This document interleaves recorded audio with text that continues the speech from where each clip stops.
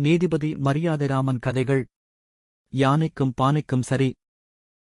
ஓர் ஊரில் செல்வந்தர் ஒருவர் இருந்தார். அவருக்கு ஒரு மகன் இருந்தான். மகனும் திருமண வயதை எட்டியதால் அவனுக்கு திருமணம் செய்ய விரும்பினார். திருமண நாளன்று ஊர்வலம் செல்ல யானை தேவைப்பட்டது. அவ்வூரில் வாழ்ந்து வந்த மற்றொரு பணக்காரரிடம் யானை இருந்தது. அவரிடம் அனுமதி பெற்று யானையை பெற்றுக் கொண்டார். திருமண நாளில் ஊர்வலம் முடிந்தவுடன் யானை திடீரென இறந்துவிட்டது.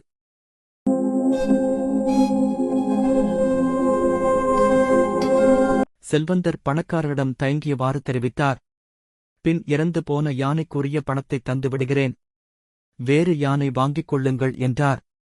அதைக் கேட்ட பணக்காரர் செல்வந்தரை பார்த்துக் கோபித்து, எனக்கு பணம் வேண்டாம், இறந்து போன எனது யானையையே உயிருடன் தாருங்கள் எனக் கூறிவிட்டார். இறந்து போன யானையை எப்படித் தர இயலும் என்றார் செல்வந்தர். அதற்கு பணக்காரர், எனது யானையே உயிருடன் வேண்டுமென ஒரே பிடிவாதமாக இருந்தார். கடைசியில் இவர்களது வழக்கும் மரியாதைராமனிடம் சென்றது. மரியாதைராமன் இருவரையும் நன்கு விசாரித்து விளக்கங்களைக் கேட்டறிந்தார். அவர் முதலில் பணக்காரரை அழைத்து, இறந்து போன அந்த யானையை எப்படித் தர முடியும்? ஆகையால் யானைக்குரிய விலையை பணமாகப் பெற்றுக் கொள்ளுங்கள், அல்லது வேறு யானை வாங்கித் தரச் சொல்லுகிறேன் என்றார். அதைக் கேட்ட பணக்காரர் ஒரே பிடிவாதமாகிருந்து போன அதே யானையே உயிருடன் வேண்டும் என்றார். நீதிபதி பணக்காரரை அவரது வீட்டிற்கு போகும்படி சொல்லிவிட்டார். மறுநாள் நீதிமன்றத்துக்கு வரும்படி ஆணையிட்டார். பணக்காரர் போனதும் அவர் செல்வந்தரை அழைத்து, உங்கள் வீட்டின் நிலைப்படி உட்புறக் கதவு அருகில் சில மண் பானைகளை அடுக்கி வைத்து தாழ் போடாதீர்கள், சிறிது கதவை திறந்து வையுங்கள் என்றார்.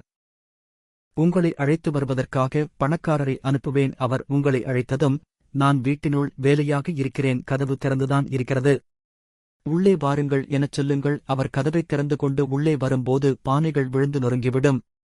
உடைந்த பானைகளோடு என்னிடம் இருவரும் வாருங்கள், சரியான தீர்ப்பு கூறுகிறேன் என்றார். மறுநாள் பணக்காரர் நீதிமன்றத்துக்கு வந்திருந்தார். மரியாதைராமன் பணக்காரரை நோக்கி, உங்களது பிரதிவாதியாகி செல்வந்தரை அவரது வீட்டிற்குச் சென்று அழைத்து வாருங்கள் என்று கட்டளையிட்டார். அதன்படி அவரும் செல்வந்தர் வீட்டினுள் கதவைத் தள்ளி உள்ளே சென்றபோது கதவு அருகில் உட்புறமாக அடுக்கி வைத்திருந்த பானைகள் அனைத்தும் கீழே விழுந்து நொறுங்கிவிட்டன. இதையறிந்த செல்வந்தர் பணக்காரரை பார்த்து, என்னமைய உடைந்த பானைகளே வேண்டுமென்று பிடிவாதம் செய்தார். உடைந்த பானைகளை எப்படித் தர முடியும்? அதற்கு பதிலாக பணமோ அல்லது வேறு பானைகளோ தந்து விடுகிறேன் என்றார் பணக்காரர்.